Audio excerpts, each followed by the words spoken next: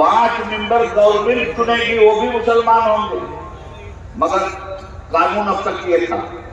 अब क्या आया तरमीमी बिल पार्लियामेंट में कि नहीं साहब, अब मुसलमान किसी को नहीं चुनेंगे। अब 11 मेंबर गवर्नमेंट चुनेगी और गवर्नमेंट ही चेयरमैन भी चुनेगी। एक नुकसान आपका ये किया जाए, वक्फ काउंसिल के अंदर वक्फ की जायदादें 55,000 से ज्यादा जमीनें और 55,000 से ज्यादा वक्फ की जायदाद चोरों के हाथ में है। चोर गवर्नमेंट के हाथ में है, चोर मुसलमान के हाथ में है, चोर गैर मुस्लिम के हाथ में है। मुसलमानों ने भी चोरी किया, गैर मुस्लिमों ने भी कब्जा किया और चोर गवर्नमेंट ने भी कब्जा किया, सूबाई गवर्नमेंट ने भी कब्जा किया, सेंट्रल गवर्नमेंट ने भी कब्जा किया। होना तो ये चाहिए था कि तरमीम ही अगर लाते तो ये लाते कि जो कब्जे में गए हैं उस कब्जे को निकाला जाए, इसकी हिफाजत की जाए, मगर ये नहीं। इसकी हिफाजत के लिए क्या था कानून? एक सर्वे कमिश्नर, खूब अच्छी तरह ध्यान में रखना, एक सर्वे कमिश्नर बनाया जाता था अब तक, जो पूरे सूबे का सर्वे कमिश्नर होगा। उसका काम क्या था?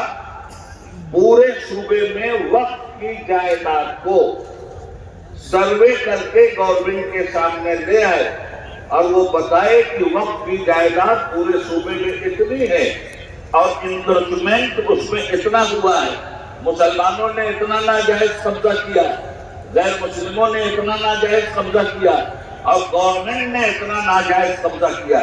सर्वे कमिश्नर का काम ये। तो एक कमिश्नर पूरे हिंदुस्तान में नहीं, हर सूबे में था। अब ये जो अमेंडमेंट आ रहा, अब ये जो तरमीमी बिल आ रहा, अब ये मिस्टर मोदी कहते हैं कि नहीं साहब, हमने सर्वे कमीशन को खत्म कर देना है। अब सर्वे कमिश्नर खत्म है इस बिल में। अब ये काम किसको दिया जा रहा है? कलेक्टर साहब को, कि कलेक्टर सर्वे करेगा। तो भाई यूपी में एक सर्वे कमिश्नर था जो पूरे यूपी का सर्वे कर रहा था, उसका सिर्फ इतना ही काम था। यूपी में 80 जिले हैं तो 80 सर्वे कलेक्टर होंगे। अब ये कलेक्टर साहब के पास तो खुद ही इतना काम है कि उस काम से इनको फुर्सत नहीं। दूसरे हर कलेक्टर अपनी गवर्नमेंट का वफादार होता है, गवर्नमेंट जो चाहती है उससे वो करवाती है, गवर्नमेंट जैसी रिपोर्ट मांगती है वैसी रिपोर्ट उसको दे दी जाती है। तो कलेक्टरों के जरिए अगर सर्वे होगा और कलेक्टर ने 2 साल तक रिपोर्ट नहीं दिया, 5 साल तक रिपोर्ट नहीं दिया, तो आपकी जायदाद तो कबाड़ा होकर के रह जाएगी। ये है मौजूदा तरमीमी बिल जो पार्लियामेंट में पेश किया गया।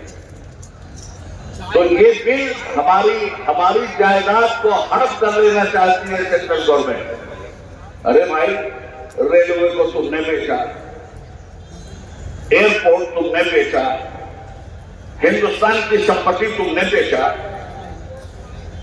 पूरा मुल्क देख रहा है। ये वक्फ की जायदाद, ये मुसलमानों की जायदाद है भाई, ये किसी से नहीं ली गई। मैं तो ये कहना चाहता हूं, ईमानदारी से हमारी जायदाद हमें लौटा दो। हमें तुम्हारी खैरात भी नहीं चाहिए। हमारे बुजुर्ग इतना दे के गए हैं कि अगर हमारी जायदाद हमारे हाथ कर दी जाए, खुदा की कसम, न सिर्फ ये कि मुसलमान खुशहाल हो जाएगा, हम इस मुल्क के गैर मुस्लिमों को भी रिफाह की बुनियाद पर, चैरिटी की बुनियाद पर, खिदमत की बुनियाद पर, इस्लामी कानून की बुनियाद पर इतना दे देंगे कि जिनको 5 किलो चावल देकर उनका दीन ईमान तुम छीन रहे हो, हम बिना पैसा, बिना उनसे कोई मुआवजा लिए हुए उनकी खिदमत कर सकते हैं। हमारी वक्त की जायदाद की इतनी बड़ी ताकत है। मगर अब ये छीनी जाएगी। आपसे कहा जाएगा कि मस्जिद का पेपर लाओ। मैं कहता हूं 100 साल पहले जिन लोगों ने जमीन दिया कब्रिस्तान के लिए, उस वक्त कोई पेपर बनता था क्या? 100 साल 150 साल पहले जो मस्जिद बनी है, किसी ने वक्त किया है जमीन, कोई पेपर बना था क्या?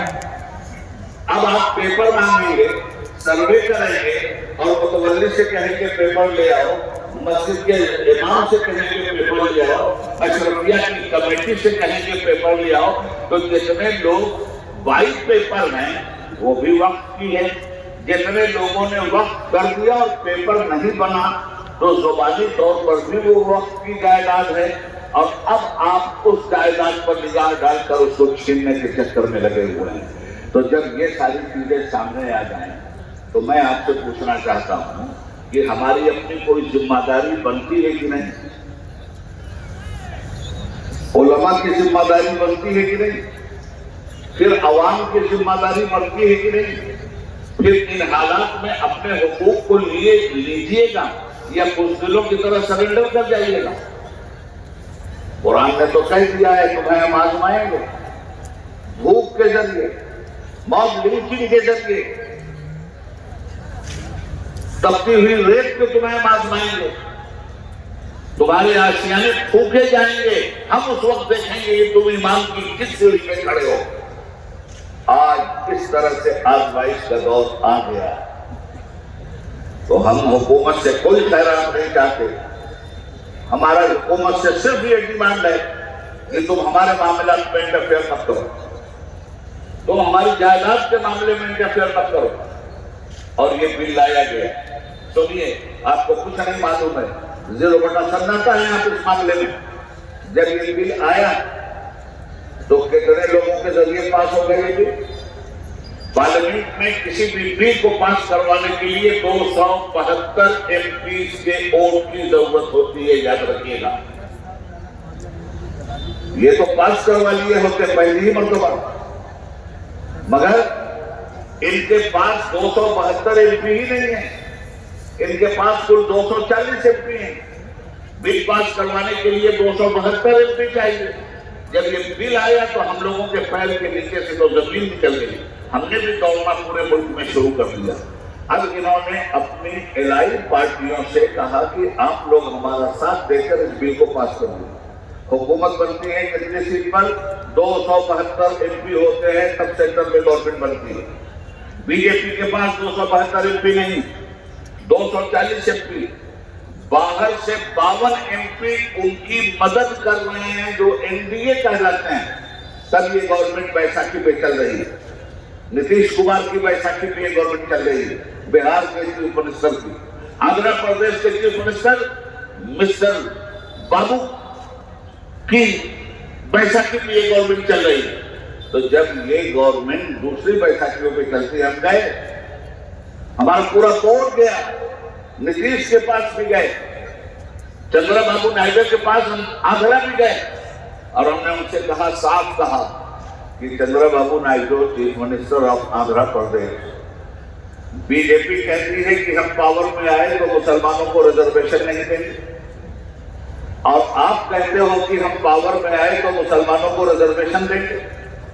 आपने पावर में आके साबित भी किया, अलाइज आप बीजेपी के बने हुए हो, और पावर में आकर बीजेपी आपके यहाँ आके बोल दी गई कि मुसलमानों को रिजर्वेशन नहीं देंगे, और चंद्रबाबू ने ऐलान किया कि हम मुसलमानों को रिजर्वेशन देंगे, और वो पास हो गए। चंद्रबाबू नायडू ने कहा कि हम हर मस्जिद को 10,000 रुपया महाना देंगे, वो भी पास हो गए। उन्होंने कहा हम हर इमाम को 10,000 रुपया महाना देंगे, उन्होंने कहा हम हर मुअज्जिन को 5,000 रुपया महाना देंगे। तो चंद्रबाबू नायडू तो अपने आंध्र प्रदेश में अपनी गवर्नमेंट पे ये कारनामा अंजाम दे रहे हैं।